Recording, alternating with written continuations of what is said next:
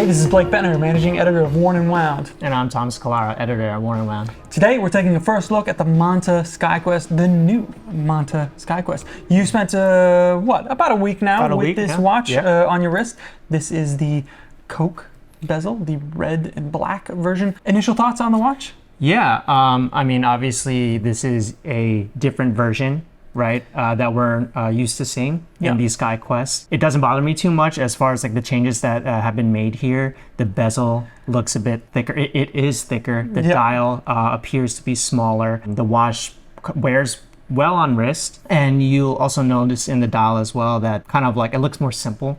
They've stripped down some of the details from the previous Skyquests. Yeah. So, yeah, that's right. So there's quite a few changes here that they have done, most prominently with that bezel, the larger numbers. They've also kind of stripped some of the, you might say, unique details about the Skyquest in favor of a more kind of simple, more legible dial, I would say. However, at the same time, you could make the argument that some of the personality of the original Skyquest has been lost here for the sake of just kind of a simpler, more legible watch altogether. Right. So this is a 40 millimeter steel case. I believe it's 12 millimeters in thickness. Yep. In thickness, according to the digital calipers. According to the digital calipers, and what maybe 47 lug to lug. So it's a very wearable case. It for sure It's pretty comfortable on the wrist. And the bracelet and the space between the lugs here, there's also some subtle differences there, right? I think the original one had some chamfering that went inward on the case. All that stuff is gone here. Right. So it's kind of a, if you didn't care for some of those details in the original Monta, this might be more to your taste. However, have they taken away some of the personality of the original? Where do you fall? Yeah, I mean, me personally, I do like the look of this watch. It kind of has a more modern feel. As I had mentioned, that the bezel's thicker, and with that comes bigger numerals. Yeah. So the numerals kind of look, they seem like they're the same font, but they are bolder and they're bigger. Yeah. So like to your point, the watch is more legible as far as the bezel goes. The hour markers as well are bolder. So the 3 and 9 markers are thicker.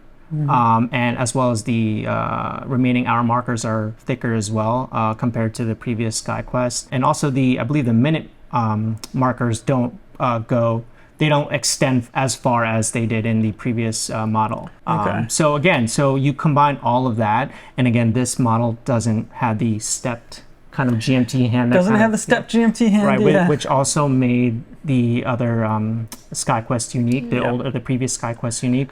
But again, that said, I do kind of like how this looks, and I actually prefer the look of this one than the previous Skyquest. It just looks more modern. It looks more simple. As I had mentioned before, the dial looks smaller, and when I had measured it, the dial width and display, which I've said on record, needs to kind of be set, or we need to like have more of these measurements. There's proportionality there. Right. It comes in at 29 millimeters.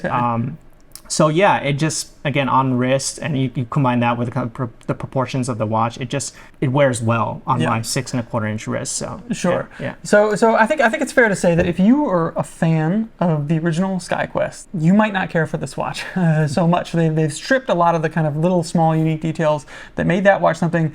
However, if those details always kind of irked you, you might find a lot to really enjoy here. I think this is just kind of overall a design that is more preferable to my eye. However, I know that some people, some big-time Monta fans and Skyquest fans in particular, were a little disappointed to see some of those details go away. Right. So it is what it is. Maybe you'll get a new audience in paying attention, but is it enough to differentiate it in a pretty full field of competitors? I don't know. I guess that remains to be seen.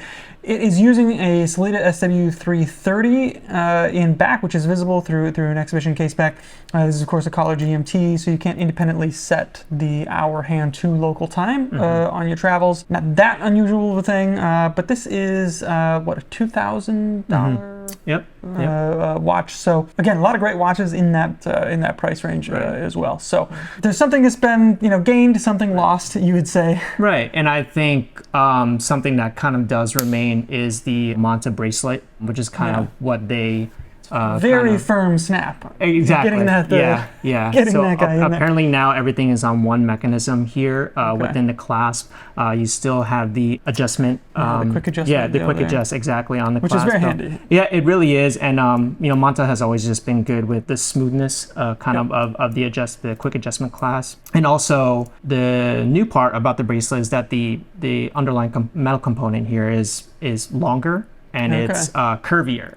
Curvier. So it fits to the wrist a little bit exactly. easier. Yeah. So and it again, it just needs a real right push exactly. To get so right. So it's a snap. Right. But yeah, I mean, after a week of wearing it on and off, it does wear very well on wrist, and I think they did a good job with this. And again, like you said, if you preferred how the previous Monta looked, then this might not be for you. But to my eye, I think that this is more visually appealing to me. Yeah. And you still have all the things that make a Monta with the in hand. It just feels like a well-made watch. Sure. Yeah. Now the bezel, bidirectional. Is there a trick component to this? I'm not sure. They said there was something new here. Mm-hmm. Rotates pretty clicky. It feels just like a normal bezel to me. Yeah. Maybe in the article we'll go into more detail on what is new there. One detail about the case: there's a chamfer along just the exterior lug line here. It's not a crisp line. It reminds me of, and I don't know if this is the point, but some vintage sport watches kind of have like this hand chamfer kind of along that edge. It kind of gives that feeling to it, like an old 1675 or something in that realm. So, all right, this is the new Monta Skyquest. We have a full review live on the site right now, written by Thomas Clark. So you have a lot more of your thoughts there. Leave your thoughts in the comment section below, and we will address them maybe in a future podcast or something like that. And that is the new Skyquest. Thanks for tuning in. If you enjoyed this content, please just be sure to leave a like, share, and subscribe. And until next time, take care.